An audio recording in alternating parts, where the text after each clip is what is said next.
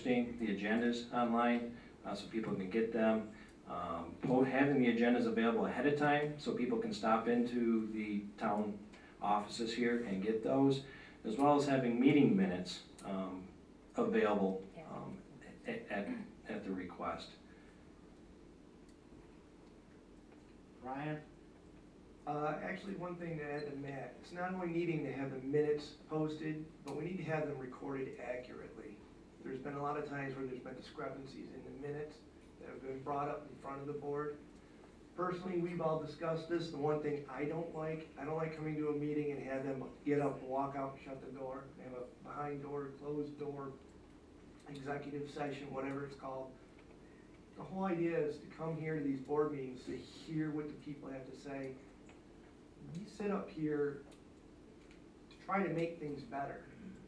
You know, we shouldn't be sulking around trying to hide, making decisions that shouldn't be done in a closed door.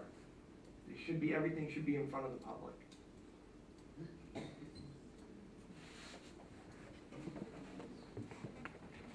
Are there any other questions from the floor? Yes, please come to the mic. And state your name first, please. Yes. I'm short. Okay. Hi, I'm Gina Iorio. I have lived here for 35 years, so I probably beat most of you. We've heard a lot about infrastructure, development, yada, yada, yada. That's great. However, I live on 20 acres of land. I'm surrounded by farmers, and I would like to keep this area. Now, I know development's important. I do have a master's degree. I understand that. But I want to live in a country atmosphere. All of you guys. How are you going to protect the farmers and people like me who still want to live in the country? That's it. Matt, you want to start this one? Well, Gina, in the simplest of terms, we're looking at responsible development, and I hope, and maybe you have, as I have, as I've read through the comprehensive plan, it is a very detailed plan. It talks about development in a responsible manner. Now, that doesn't necessarily mean strip malls. That doesn't necessarily mean developments. It means development in a manner that is sustainable and is in line with the community members. You know, our former town boards have done a lot of work associated with zoning in here, and you know, similar to you, I would have to say that I own 17 acres of land. I enjoy living in the country.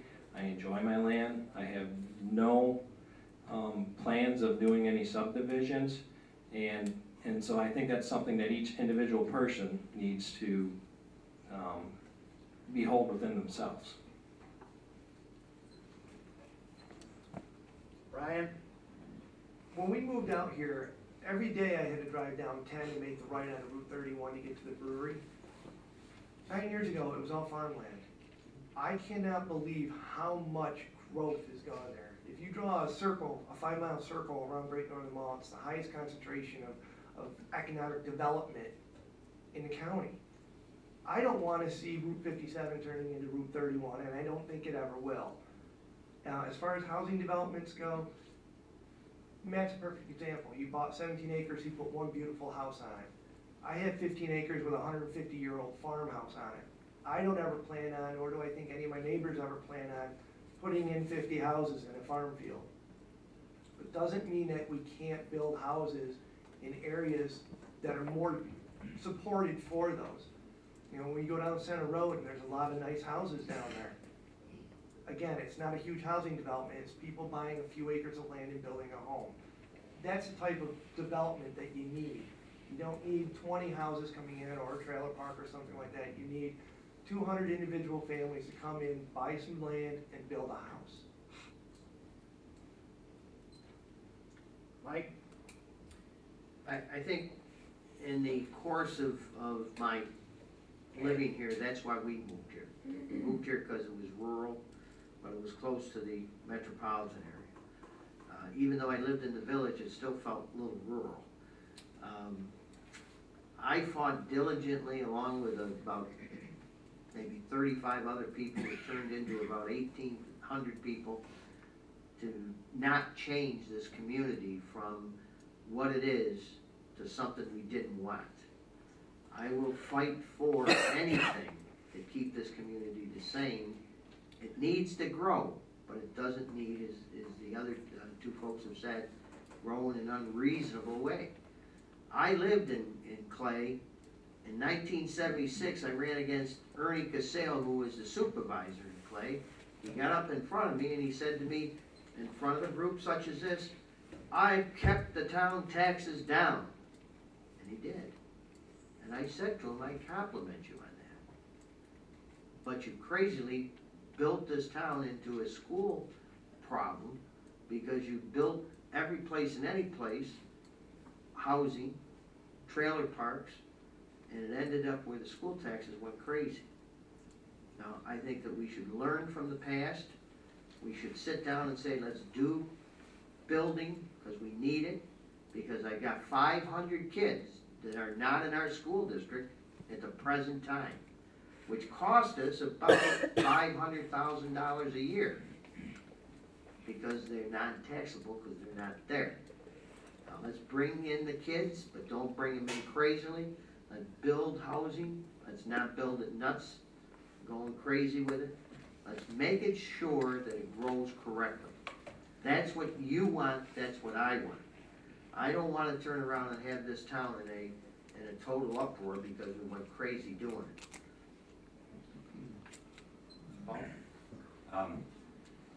You're right, we do need to keep this community the way that it is. And one of the ways that we do it right now is that zoning map that we have there.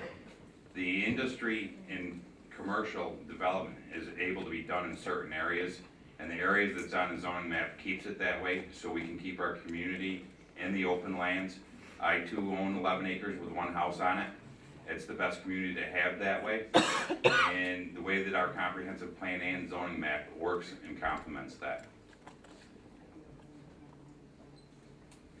Thank you. Before we move to the closing statements from these gentlemen, Hey, gentleman out there, do you have a question, sir? Oh, I was just, if you would come up to the mic, please, so everyone can hear. This will be the last question from the floor.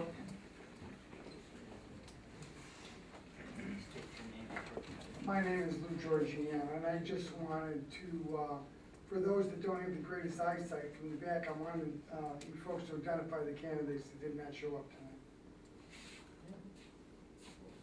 I intend to do that in my closing statement.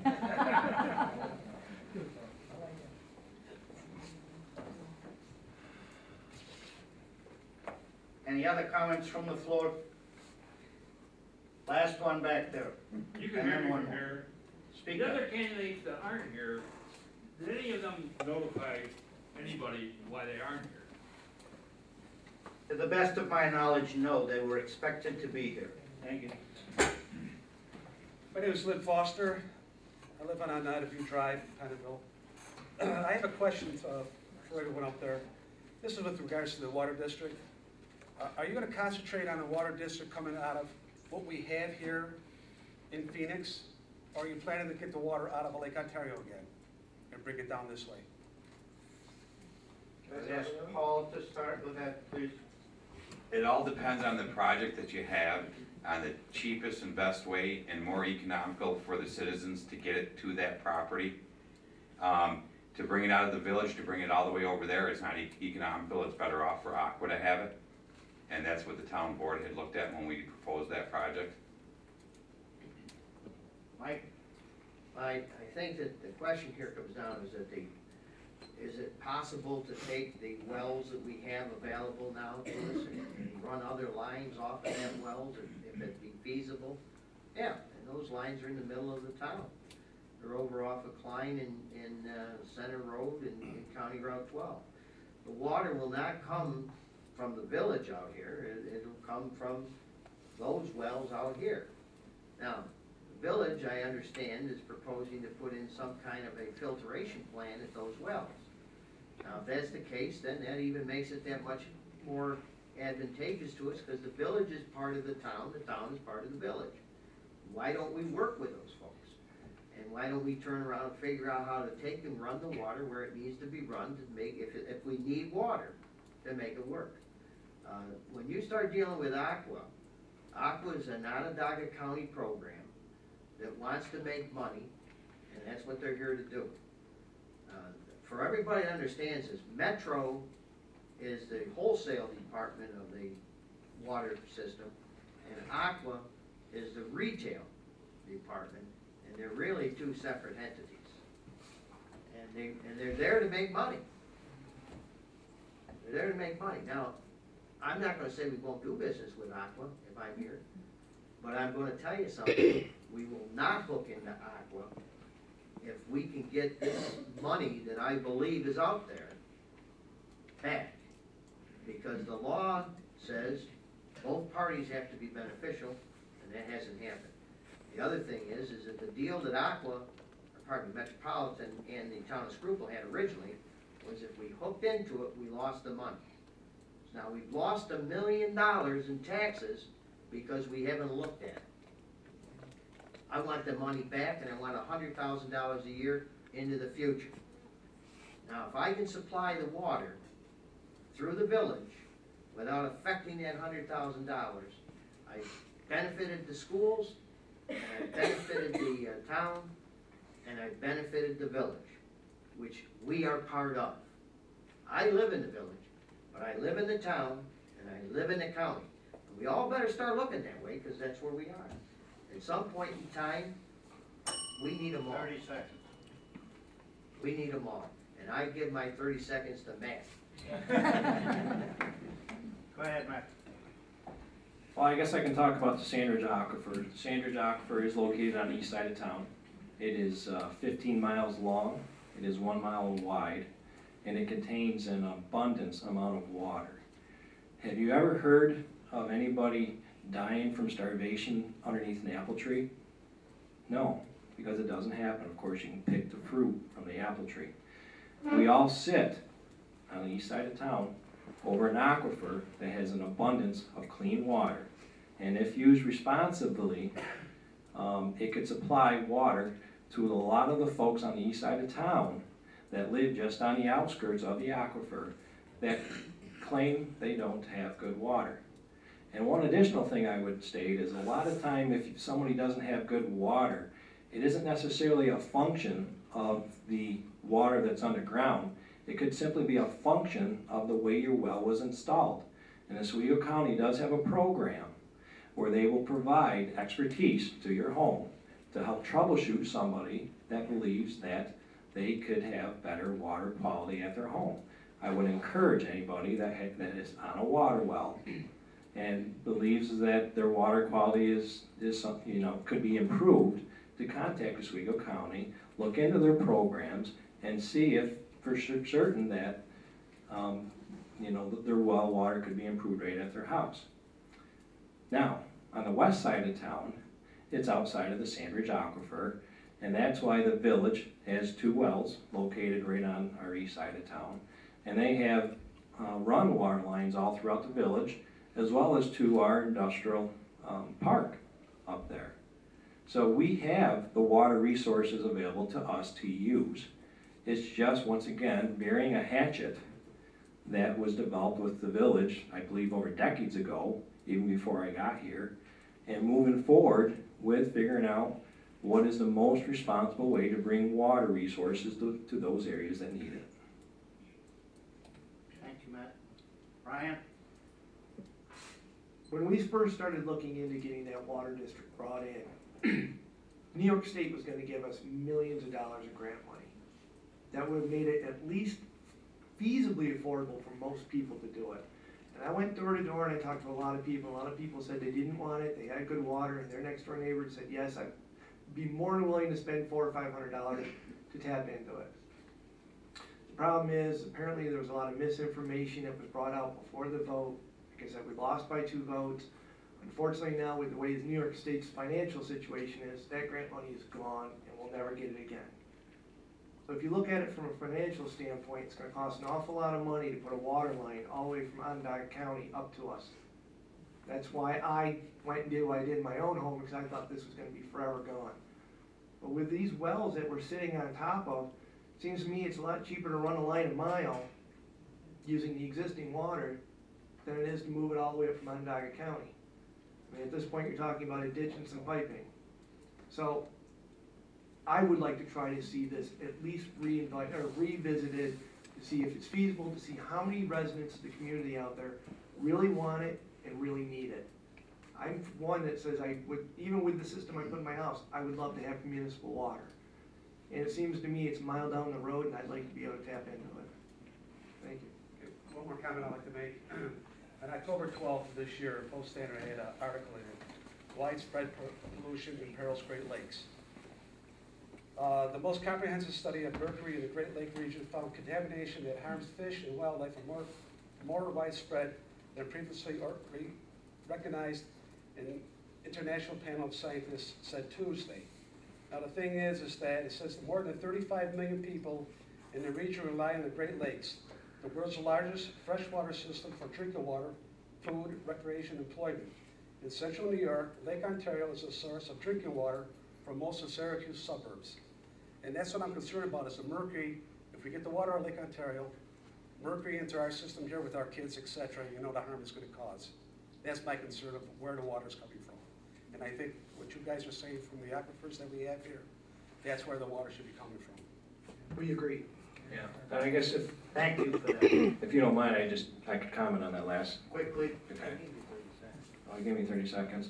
Lynn, I couldn't agree with you anymore. I mean, I swim in Lake Ontario, but I do not drink the water there. Most of my clientele have their industries along our major waterways within the United States. So I'm very familiar with the types of chemicals that go into these major waterways. And a lot of the work that I do is focused along these major urban waterways. And it's a lot easier to protect what's right here and we own and that's underground than it is to take water from any of the, from Lake Ontario, let's say, and trust that Metro's going to treat it and then bring it to you that's very clean. Because every day the EPA is bringing out new chemicals that they find in the water that has a harmful effect to your health. Before we move to the last part, closing statements. Next week, we all get to go to the polls and vote for the individuals we want to help us run this town. I would like to thank everybody in the audience tonight for taking the time to participate in this first debate. I'd like to thank my co-moderator, Diana Cook, but mostly I'd like to thank the gentlemen on the stage, Paul Kastler, Mike Lattimore, Matt B., and Ryan Johnson. And I am embarrassed by the empty seats on this stage, Patrick Nugent, William Godfrey, and Paul Van Dyke. They had prior notice well in advance to be here to talk to the citizens, and for whatever reason they chose not to. I applaud you for showing up.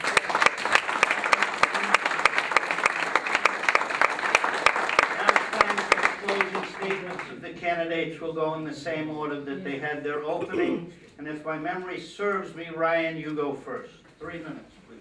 You know, I spent a couple hours today walking around my property trying to calm down and think about what I was going to say for my 3 minutes.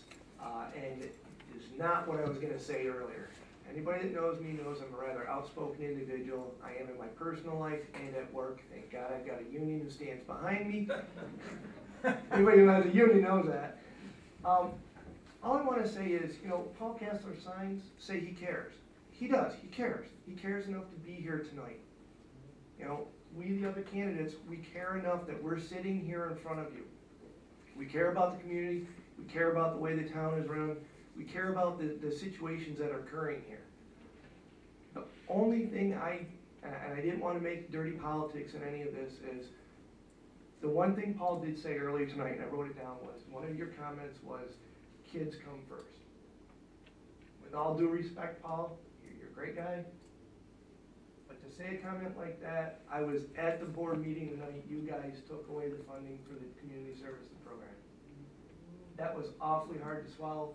My daughter did the youth soccer league for 6 years straight, and I don't know if everybody realizes it. The people in the community, the teachers, the coaches, they all got together and they still managed to have the youth soccer this year, with or without the funding. Along with the town. I don't know how much the town gave them. I know they cut a lot of the funding. We still had our soccer program, the town ran it. And you need to remember that it's a board, not one person. I understand that. Unfortunately, you're the only one here tonight to Yes. address it. But I guess I just want to conclude by saying that, you know, we as candidates, we do care enough to be here, sitting in front of you guys. And that's all I can say. Thank you.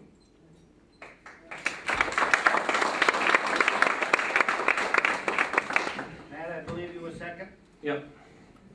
Well, I am not a career politician, and if you are looking for a career politician, I would recommend voting for one of those three down there. What I am is a father and a resident of this community.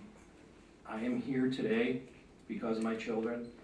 I want to make sure that they have a future here, and that your children have a future here, and your grandchildren have a future here. That is why I'm running. What I am, though, is a problem solver. I spend probably about 20 hours a day, 4 hours for that is sleeping, try to, and I solve problems, and that's what I enjoy doing. So I come here today to offer my services to you, simply to say that there's going to be a lot of challenges in the future, and I'm here to be part of a team to help solve those problems. And I would be doing that on your behalf with your input. Thank you. Here.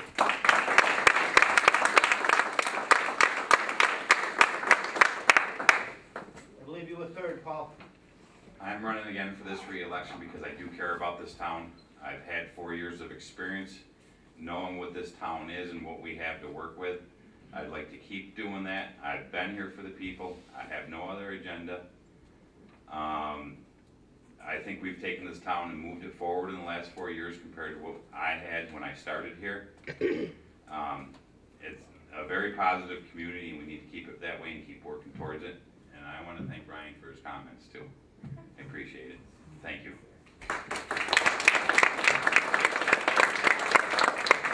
Mr. Lattimore. Now, since everybody didn't use their 3 minutes, I'll use them up. You have 3 minutes, sir. Oh, yes, sir. Yes, sir.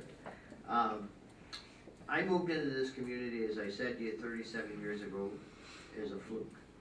I have grown to love this community. I've come from Auburn originally, and when my wife passed away, I have 11 siblings that live in the Auburn area. They said, come on home. I have a problem doing that because my friends live here. My friends have grandchildren and children that live here, and I'm not going away. I might leave and go down to North Carolina where I have grandchildren. I might go to Rochester. But I don't intend to leave here. If I'm not elected to this office, I don't intend to leave the board. I mean, I'll be out there in the audience trying to find out what's going on and trying to make sure this is a better life for you, the residents of this community. The other side of that whole point is that I think if I'm on the board, I have an ability to bring people together. I don't get in arguments with anybody. I will sit down and I will make sure that you have your say, that you know when you're done that you've got your point brought out. Now, that's why I'm here. But I also want to say one thing. The interesting thing about living in this community is that this community is a Republican community. That's what I'm told. Then I sat down and I said to myself, well, if it's such a Republican community, how many of the people in this community are Republican? Now, there's over 6,000 voters in this community. 2,300 of them are the Republicans. The other are everybody else. Now, the Republicans that are there live in this community too, and they're good people. I know them all. I've worked with them. I've talked with them. And I know that they do not vote for the Republican Party as a Republican Party. They vote for people. That's why we put this debate together, so that you know what the people that are running it. I want your vote. I need your vote, and I'll work for your vote. And in the process, if I am elected, you can rest assured that I will give you 100% of my time. So in my 30 seconds, I got left, I'm going to say thank you very much. I want to thank Paul. Again, I want to thank the rest of the board that put this project together. Again, this is the most important thing in my life that we've ever participated in for one reason. You can have another one 2 years from now. And you can have another one 2 years from then. And this will spread across this county in such a way that we'll take back the county for the residents of this community and for the residents of the county. Thank you.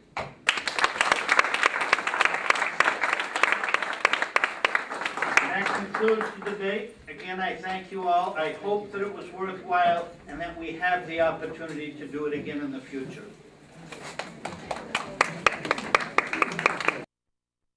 Such as airports, horticultural nurseries, kennels, were not evaluated as part of the environmental assessment, of which several of the permissible uses within an R3 district are also prohibited within an aquifer protection and wellhead protection overlay district. That's certainly why they want to remove all the environmental protections associated with this property.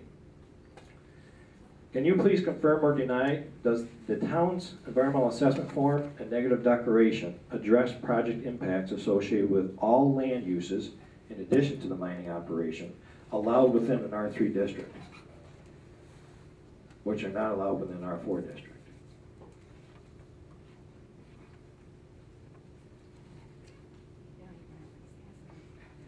Well, the answer is no. I'll save you the time, unless you want to answer. This is the opportunity for the public to provide their comments. Okay. I think it's safe to say that the environmental assessment and resulting negative declaration are both erroneous and capricious. Doesn't this all seem absurd? Fact 5. The mining industry, by its very nature, requires the use of significant quantities of heavy equipment: excavators, payloaders, dump trucks, dozers, generators, etc., which all require a significant quantity of fuel.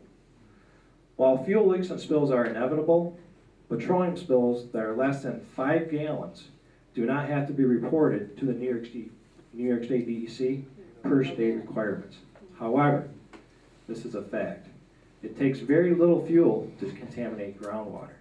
For example, only 1 gallon of fuel can contaminate over 1 million gallons of water.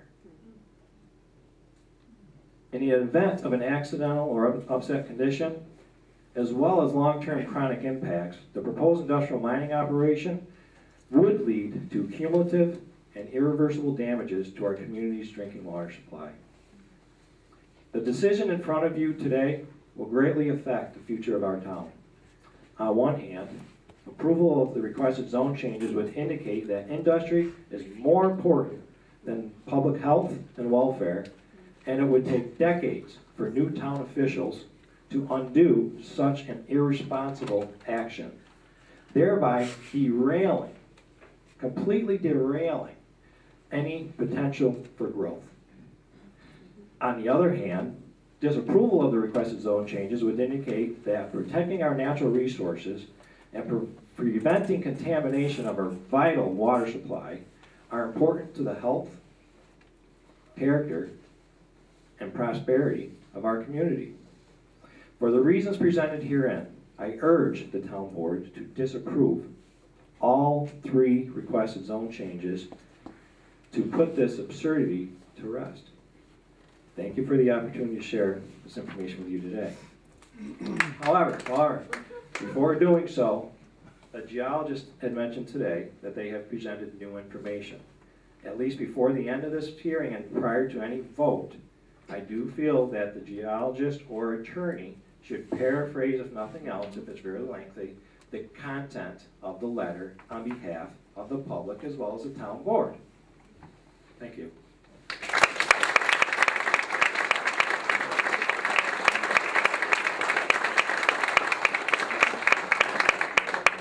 Janice Wilson.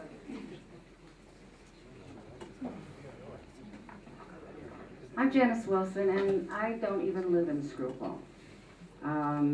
Having said that, over the last year when we've been dealing with the myriad proposals that have come to this town. The legalese has all been taken care of.